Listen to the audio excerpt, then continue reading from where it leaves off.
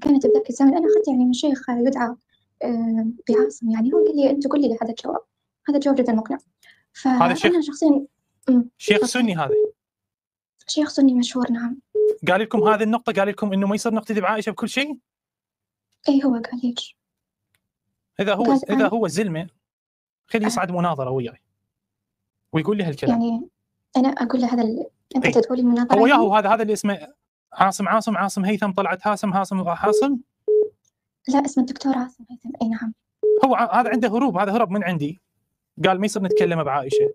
بس أنت روحي قولي لي أمير قريش يقول إذا أنت شجاع يعني خليه يصعد وياي مناظرة أو يقول لي بس الاتصال أنه لا يجوز الاقتداء بعائشة لأنها كالمعصوم يقتدى ببعض أفعالها ولا يقتدى بالبعض الآخر.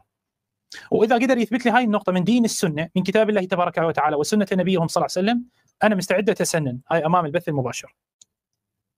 طيب شكرا. أنا يا أهلا بكم، يا أهلا ومرحبا. بلغوا شلون ذول يكذبون على أتباعهم، شلون ما يستحون.